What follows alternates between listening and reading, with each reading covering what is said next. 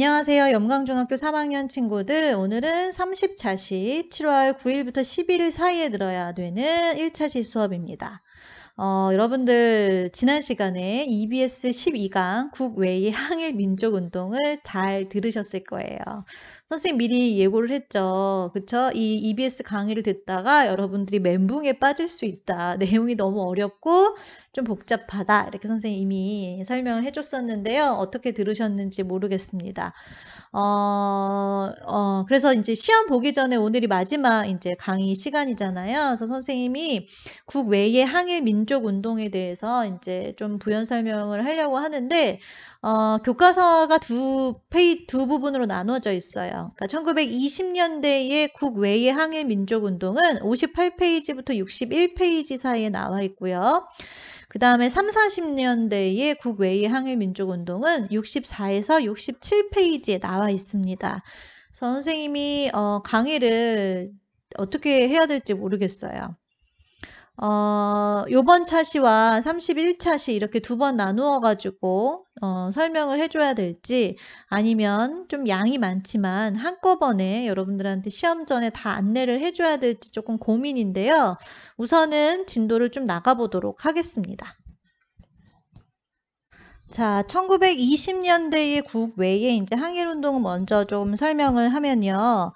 1920년도에 식민지 치하에서 가장 빛나는, 그쵸, 승리의 결과라고 볼 수 있는 봉오동과 청산리 대첩에 대해서 여러분들 이제 배웠습니다. 우선 지도를 좀 그려서 위치 설명을 해보면요. 지도가 좀 이상하게 됐네요. 지도 너무 작나요? 아무튼 작게 그려야 볼 수 있으니까. 자, 첫 번째 우리가 일본으로부터 승리를 거둔 전투는 봉오동 전투인데, 봉오동이 어디 있냐면요, 우리나라 한반도 그 손 끝에 위에 있는데 여기가 봉오동이에요. 봉오동. 여기 굉장히 산세가 험한 곳이고요. 그 다음에 두 번째 청산리 대첩이 어디냐면 여기가 이제 백두산이잖아요. 백두산 옆에 여기가 청산리 대첩이 이제 일어났던 곳입니다. 청산리 대첩, 봉오동 전투. 이제 이 전투 먼저 선생님이 이제 1920년대에 대한 이제 내용으로 설명을 하자면, 1919년에 이제 3.1운동이 일어나게 되면서 이제 10년도 내내 이제 어떻게 보면은 이 간도, 우리나라 이제 인근 지역이죠. 우리나라 한반도의 바로 위쪽 지역, 이 간도 요 지역에서 이제 우리나라의 이제 독립군 기지를 건설하고 여기서 독립군을 양성하고 뭐 이런 이제 때 주력을 했던 시기였던 반면에 3.1운동을 계기로 해서 이제 1920년도부터는 이제 뭔가 본격적으로 액션을 취하기 시작한 그런 시기라고 볼 수 있습니다. 그래서 이제 여기가 국경 접경 지역이잖아요. 미안해요. 발음이 안 되네요. 자, 그래서 여기가 무슨 강이었어요, 여러분들? 여기는 압록강이었고, 여기는 두만강이잖아요. 그쵸? 그래서 간도가 바로 요 위쪽 지역이었기 때문에, 그러니까 우리나라 이 위쪽 지역에 있는 군 부대들이 어떤 식으로 이제 일본과의 전투를 했냐면, 치고 빠지는, 그러니까 밤에 몰래 급습을 해가지고 이 이제 국경 근처에 있는 일본 이제 경찰서나 아니면 일본 군 주둔지 이런 데를 쳐가지고 피해를 입히는 그런 식으로 이제 게릴라전과 같은 그런 진공작전을 이제 감행을 했었는데, 기록에 의하면 1920년대에만 한 1600회 정도 일본을 공격했대요. 진짜 엄청나게 공격 많이 한 거죠. 그쵸? 그러니까 이제 일본이 약이 오를 대로 이제 올라 있는 그런 상황이었던 거죠. 이때가. 그래서 일본이 이때 안 되겠다 해가지고 여기 이제 봉오동이라고 하는 이 지역으로 이제 군대를 이제 보내게 됩니다. 그래서 이제 우리 독립군을 공격하려고 봉오동을 이제 치러 갔는데, 이때 이제 봉오동 전투에서 계획이 뭐였냐면, 우리가 아무리 얘네들을 이제 공격을 계속해서 이제 여러 차례 했다 하더라도 화력에 있어서는 일본을 이길 수가 없겠죠. 그쵸? 그래서 얘네들을 이 봉오동이라고 하는 곳이 굉장히 산세가 험난한 곳이었기 때문에 얘네를 이제 유인해가지고 이제 적절한 장소까지 유인을 한 다음에 이제 포격을 가하는 그러한 방식을 이제 취했던 것이 봉오동 전투입니다. 그래서 당시 일본이 이 봉오동에서 크게 패하게 돼요. 그래서 우리나라 사람은 한 10명 정도 여기서 사망을 했는데 당시 일본군은 약 450명 정도 사망할 만큼 우리가 1920년도 6월에 일어난 이 봉오동 전투에서 크게 승리를 거두게 됩니다. 그래서 이 봉오동 전투는 여러 이 지역에 있는 부대가 연합해서 이제 치룬 전투였는데요. 가장 주축이 되는 대표적인 부대가 홍범도 장군이 이끄는 대한 독립군이라고 하는 부대가 이제 주도해서 이 전투를 이제 이끌게 됩니다. 그래서 이제 일본이 우리를 만만하게 보다가 봉오동 전투에서 이제 크게 당하게 되자 이제 어떻게 참을 수 없잖아요. 얘네들은 이제 어떻게 다시 한번 혼쭐을 내주러 가야 되는데 아무래도 이 땅은요 중국 땅이죠. 이쪽 동네는요. 그쵸? 그래서 일본이 대대적인 부대를 이끌고 이쪽으로 가기에는 좀 그쵸 무리가 있는 그런 지역이라는 거죠. 그래서 이때 일본이 잔머리를 굴립니다. 그래서 훈춘 사건이라고 하는 사건을 일으켜요. 근데 한마디로 얘는 조작이야. 자작극이에요. 한마디로 얘기하면. 위치상으로 훈춘이 어디 있냐면요. 이 봉오동 옆에 잘 안 보이네. 다른 색깔로 해야겠다. 빨간 색깔로. 봉오동 여기다 여기. 바로 옆에. 여기가 이제 훈춘이라고 하는 곳이에요. 이 훈춘에는 일본 영사관이 있었거든요. 근데 이제 일본이 어떤 식으로 했냐면 이 동네에 있는 이제 마적단 말 타고 돌아다니는 도둑 이렇게 생각하면 돼요. 중국에 이제 마적단을 매수를 해가지고 야 니네 여기 있는 우리 영사관 좀 네가 대신 공격해. 그럼 내가 돈 줄게. 약간 뭐 이런 식으로 했겠죠. 그래서 한마디로 스스로 공격하는 자작극을 벌입니다. 그리고 나서 이제 일본이 중국 정부에게 야 지금 니네 땅에 있는 우리나라 영사관 지금 공격당했어. 안 되겠다. 우리 군대 파병해가지고 여기서 무슨 일이 있었는지 누가 우리를 쳐들어왔는지 우리가 다 조사하고 걔네를 어떻게 잡아내야겠어. 약간 이런 명분을 가지고 이때 일본이 대대적으로 25,000명가량이 되는 엄청난 숫자의 군대를 동원해서 우리나라의 독립군을 치러 이제 가게 된 거예요. 그게 바로 뭐냐면 그 다음에 등장하는 이제 청산리 대첩입니다. 근데 이 사실을 이제 중국 정부에서 이제 알게 되면서 우리나라 이제 독립군들한테 미리 언지를 줘요. 야 지금 일본 애들이 장난 아니게 많이 니네 지금 잡으러 가고 있어. 니네 피신해. 그래가지고 모인 데가 바로 여기예요. 청산리. 여기가 아까 선생님 백두산이라고 했잖아요. 백두산 바로 옆에입니다. 그래서 굉장히 산세가 봉오동보다도 더 험난해. 그래서 이 산세만 잘 이용한다면 뭔가 승산이 있겠다. 이제 판단을 했겠죠. 그래서 이 청산리 대첩이라고 하는 전투는 봉오동보다 더 규모가 컸고요. 더 많은 독립군 부대가 연합해서 싸운 전쟁이라고 볼 수 있습니다. 그래서 얘는 1920년 10월에 일어난 전투인데요. 한 6일 동안 10차례에 걸쳐서 일본과 접전을 벌이는데 마찬가지로 여기서도 우리가 일본군을 크게 무찌르는 데 성공을 하게 됐다는 거죠. 이때는 김좌진 장군이 이끄는 북로 군정서군이 주축이 되어서 이제 펼쳤던 대첩이라고 볼 수 있습니다. 이때 마찬가지로 뭐 홍범도에 대한 독립군도 있고요. 굉장히 많은 뭐 서로 군정서군이라든지 하는 많은 부대가 같이 동원이 됐어요. 그래서 이때 우리는 한 60명 전사를 하고 일본군은 1200명 정도 전사를 했다고 합니다. 그래서 당시 1920년도에 봉오동 전투 얼마 전에 영화도 나왔잖아요. 그쵸? 류준열이 주인공인 영화. 선생님 보지는 않았어요. 청산리 대첩. 그쵸? 이렇게 큰 두 번의 큰 값진 승리를 거두게 되면서 우리나라 식민지 항일, 무쟁, 투쟁의 역사에서 굉장히 길이 남을 빛나는 승리를 거두게 됩니다.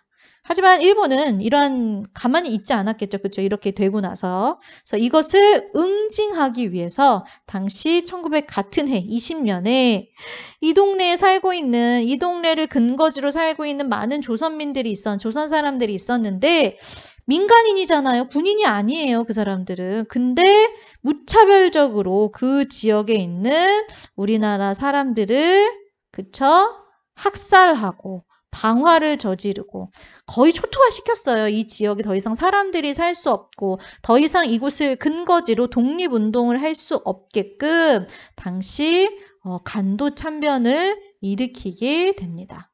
그래서 이때 엄청나게 많은 조선 동포들이 이제 희생을 당하고 독립군들도 더 이상 여기서 이제 독립운동을 이어나가기 어려워지는 그런 상황이 되게 된 거예요.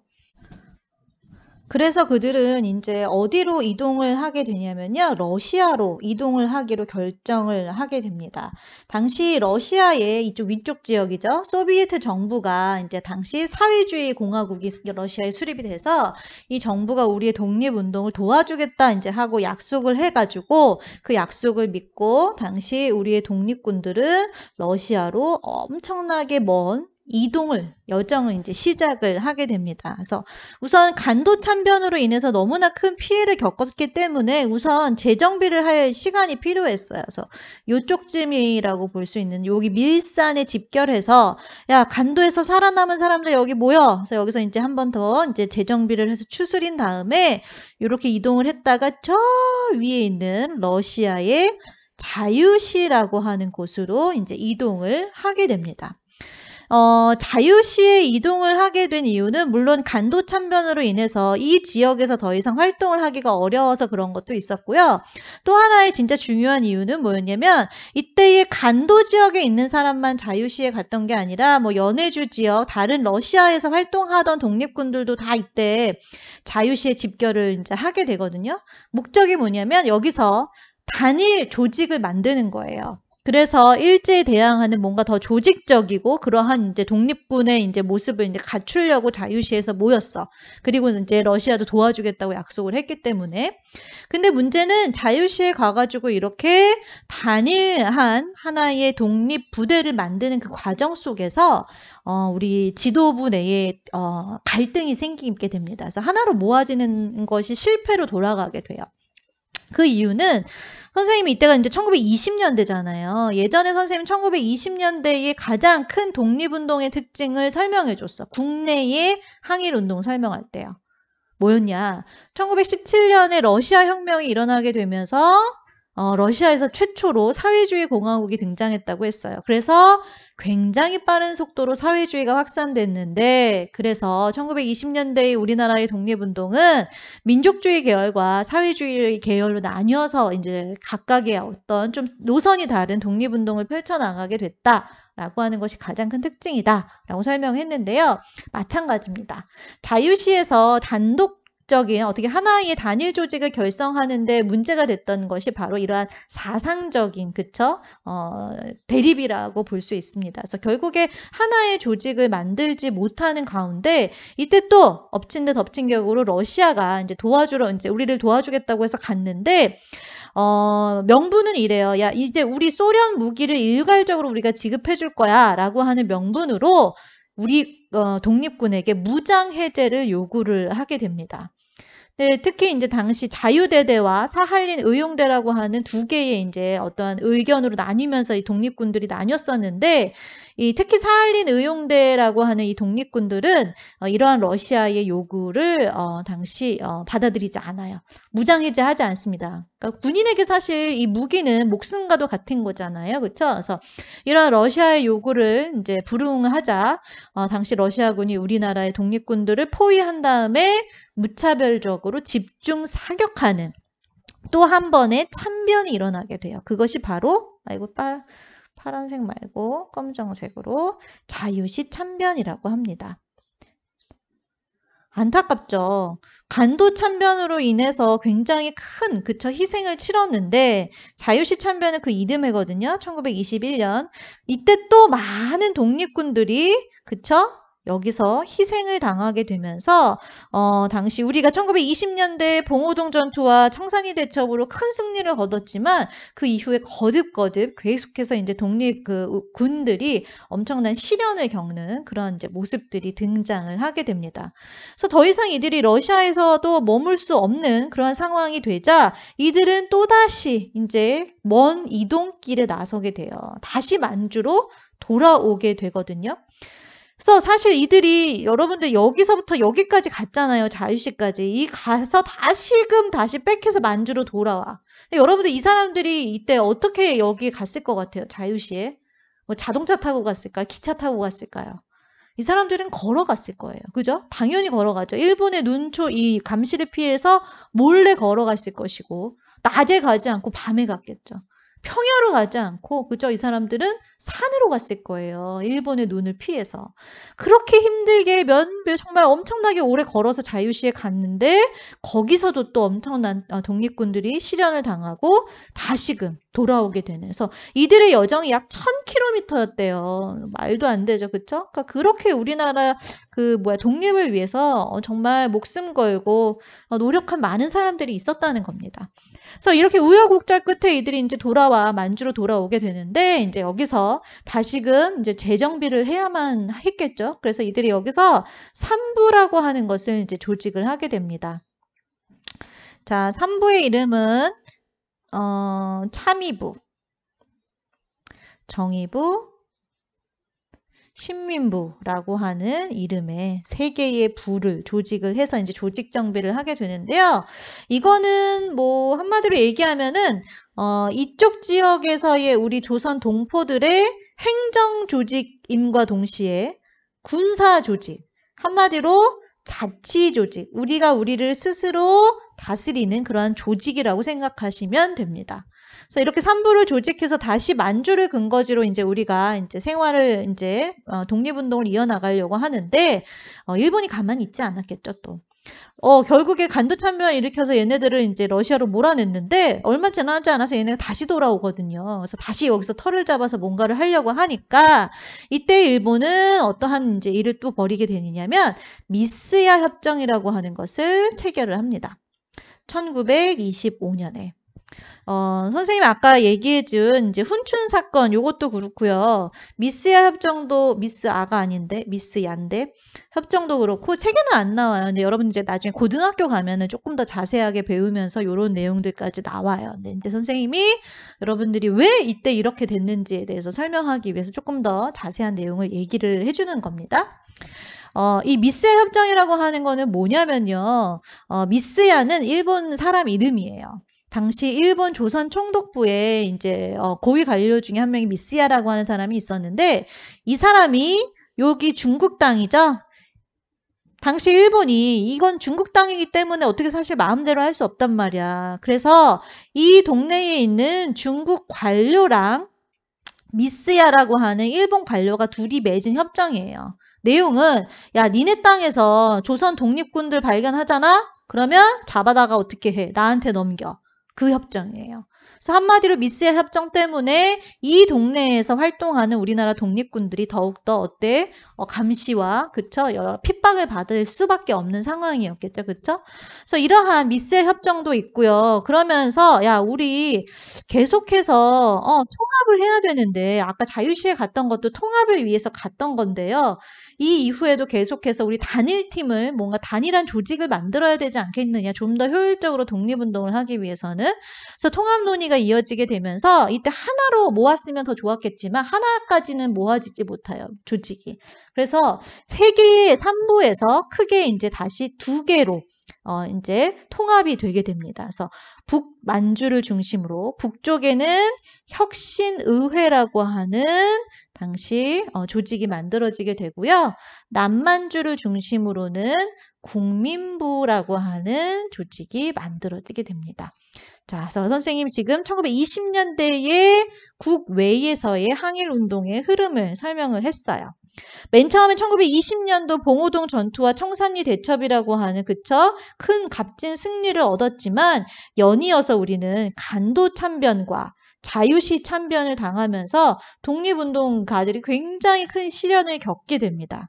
그리고 나서 다시 돌아온 만주로 다시 컴백한 그들은 삼부를 조직해서 그죠? 다시 회생을 하려고 했고 나중에는 통합 논의 끝에 결국에는 혁신의회와 국민부라고 하는 2개의 부로 조직을 정비를 하게 되는 모습까지 우리가 이제 선생님이 다뤘습니다.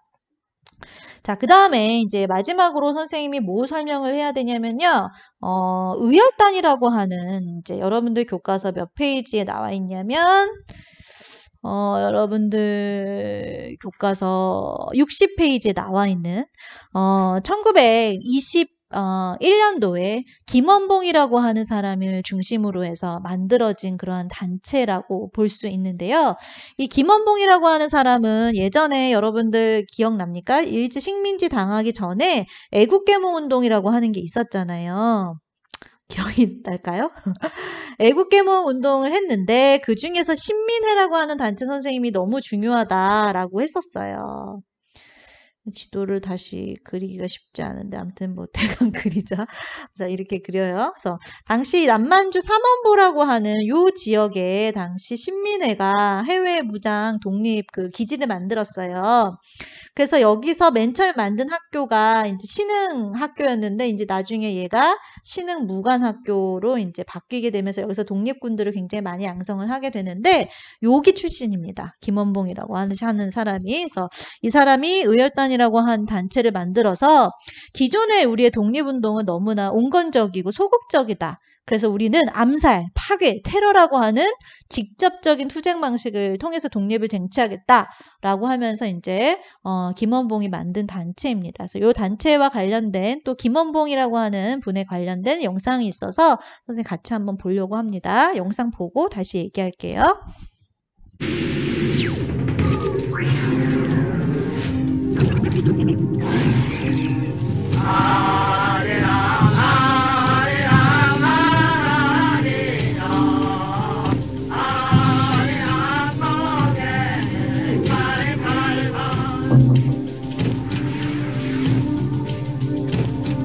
조선 이용대는 조선민족 해방의 선봉대로서 천백만 자기의 동포를 반기해서 조선민족 해방을 쟁취하자는 것이요, 이 동아에서 일본 제국주의자를 완전히 구축하자는 것입니다. 힘진히 악수하시다.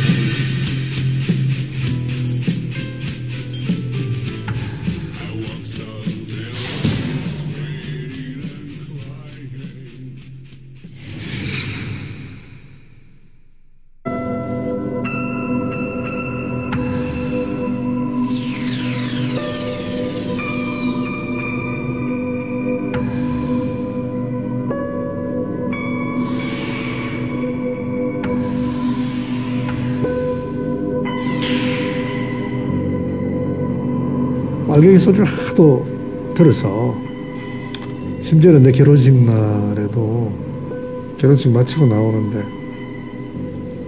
그렇게 얘기하대요. 누군가 했더니 빨갱이 집안이네 이러더라고. 저는 뭐 예전에는 개인적으로 약선 선생님 별로 좋아 안 했어요. 약선 형제들의 입장에서 보면 그 참 원망스럽지 않겠어요? 가정을 다 부숴놨으니까 집안을.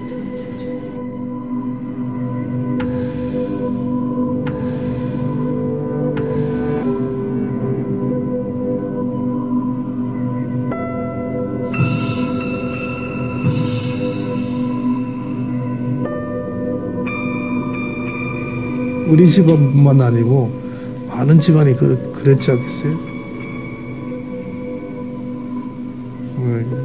대체적으로 못 살고 그런 게 가슴 아프죠.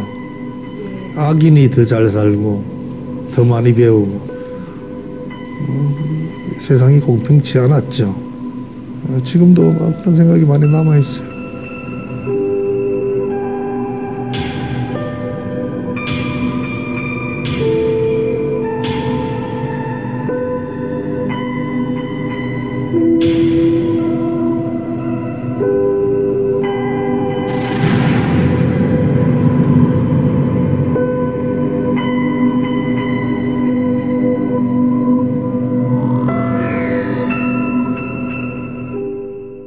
자, 여러분들 영상 잘 보셨나요? 자, 여러분들 교과서 60페이지에 이제 의열단의 이제 내용이 나와 있습니다. 아까 선생님이 1921년도에 의열단이 만들어졌다고 했는데, 의열단은 1919년도에 만들어진 단체입니다. 선생님 정정하겠습니다. 그래서, 맨 처음에, 기존에 3.1운동 이전에 이러한 독립운동이 너무나 미온적이다 해서 이제 만들어진 단체인데, 김원봉 선생님이 끝까지 계속 의열단 활동을 하진 않아요. 1920년도에 이런 활동을 하다가 이런 개별 투쟁의 한계에 대해서 이제 인식을 하게 되면서 군대를 이제 양성해서 직접적으로 좀 더 강력하게 일본에 대항해야겠다라는 이제 필요성을 느끼고 한 1935년도에 이 김원봉 선생님이 군 학교에 들어가요. 오늘로 치면 뭐 육군사관학교 뭐 이런 거죠. 그렇죠?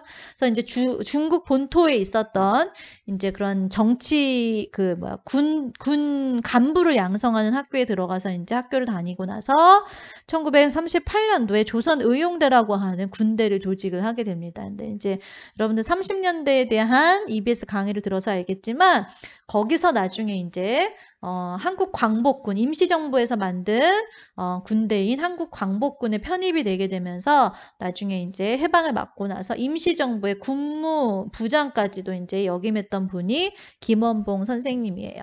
근데 이제 이분이 나중에 해방을 맞고 나서 이제 영상에 나왔던 것처럼 친일파였죠. 그쵸? 그 사람한테 고문을 당하고 뭐 여러 가지 이런 고초를 겪게 되면서 결국에는 이제 월북을 하게 되죠. 그래서 사실 굉장히 오랜 기간 동안 김원봉 선생에 대해서 우리가 독립운동가 김구 선생님은 너무나 유명하고 우리가 잘 알지만 사실 이 독립운동 요 식민지 시기에 거의 양대 산맥이라고 할 수 있는 사람이 이제 이 김원봉 선생님이었는데 그가 이제 결국에는 북한으로 갔기 때문에 김원봉 선생에 대해서 우리가 이렇게 막 조명을 제대로 하고 그의 이런 독립 활동에 대해서 제대로 평가하지는 못했던 그런 시절들이 있었습니다. 이제 요즘 우리가 뭐 사상적으로나 이런 걸 떠나서 그의 독립운동 행적에 대해서는 좀 재조명해야 된다라는 이제 그런 움직임들이 조금 있는 것 같아요. 작년부터요. 그래서 이 약산 김원봉 선생님은 영화에 많이 나왔어요. 여러분들 되게 흥행했던 영화 암살에도 조승우가 이 김원봉의 역할을 했었고요. 그 다음에 밀정이라고 하는 또 영화도 있었어요. 근데 여기서는 이병헌이 당시 김원봉 선생의 역할을 맡아서 되게 카리스마 넘치는 그런 모습으로 이제 연기를 좀 했던 그런 게 나왔었습니다. 그래서 의로운 일을 맹렬히 실천한다라고 하는 의미의 의열단이라고 하는 단체를 조직해서 1920년대에 일본의 간담을 서늘하게 했던 그러한 이제 사람들, 김익상 선생님, 김상옥, 나석주 이런 분들에 대한 행적들이 60페이지에 나와 있으니까 한번 좀 참고를 하면 좋을 것 같습니다. 자, 선생님이 여기 설명을 했잖아요. 그죠? 여기 아래 청산리 대첩에 나오는 모습들. 여기 사진이 있는데 여기 가운데 앉아있는 분이 김좌진 장군의 모습입니다. 그래서 승전 축하 기념 사진이라고 그쵸? 나와 있네요. 자, 오른쪽 아래에 문제 한번 풀어보겠습니다. 내용 정리 쏙쏙. 자, 일제의 요것은 친일파를 양성해서 우리 민족을 이간시키려는 민족 분열 정책이었다. 1920년대 일제의 통치 방식 뭐라고 볼 수 있습니까? 땡땡 통치. 문화 통치라고 할 수 있겠죠. 그쵸? 자, 2번 일제는 한국에서 쌀 생산을 늘려 자국의 식량 부족 문제를 해결하기 위해서 땡땡땡땡 계획을 실시했습니다. 1920년도에 일제의 경제 수탈 방식. 산미 증식 계획이었어요. 그쵸? 세 번째, 비타협적 민족주의 진영과 사회주의 진영이 연대해서 1920년, 27년에 당시 식민지 기간의 가장 큰 규모의 항일 단체 신땡회 뭐였어요? 신민회였습니다. 그러니까 신간회였습니까? 이게 되게 헷갈리죠? 여기서는 신간회입니다. 신민회는 식민지 이전에 만들어진 애국계몽 단체였어요. 4번 이 사람이 이끄는 대한독립군의 독립군연합부대는 봉오동에서 봉오동 하면은 누가 나와야 돼요? 홍봉 그죠? 홍범도가 나와야 됩니다. 그래서 홍봉 뭐 이런 식으로 좀 기억하면 좋을 것 같습니다. 계속해서 이제 20, 30년대에 굉장히 많은 독립군 부대가 나와요. 그래서 여러분들 이름이 되게 복잡하고 어렵지만 조금 그죠? 주의 깊게 살펴봅시다. 자, 관련 있는 사실을 옳게 연결하세요. 분화로드 운동, 민중 속으로라고 하는 그쵸? 농촌 계몽 운동의 일환으로 동아일보에서 주최했던 겁니다. 자, 니은과 연결하면 되겠죠. 그 다음에 물산 장려 운동은 그쵸? 우리나라 사람이 우리의 물건을 쓰자라고 하는 거였어요. 그래서 국산품 애용을 주장했던 거고 이 분화로드와 물산 장려는 무슨 운동이었어요? 실력 양성 운동이었습니다. 민족주의자 계열이 주도했던. 그다음에 마지막으로 세 번째 광주 학생 항일 운동은 신간회의 지원을 받아서 전국적으로 확산되었던 3.1 운동 이후에 가장 큰 규모의 항일 민족 운동이었다라고 하는 거였습니다. 자, 세 번째 시기 순서대로 나열하세요. 여러분들이 이거 제일 어려워합니다. 그죠?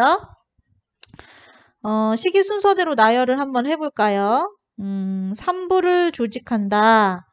봉오동 전투, 청산리 대첩, 자유시 참변. 뭐가 제일 먼저일까요?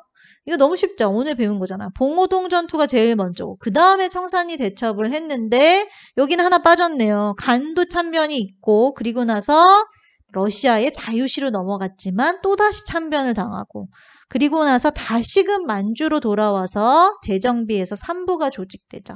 참의부, 정의부, 신민부. 그쵸? 그러면 정답은 뭘까요? 나, 다, 라, 가 이렇게 정답이 되겠죠. 그쵸?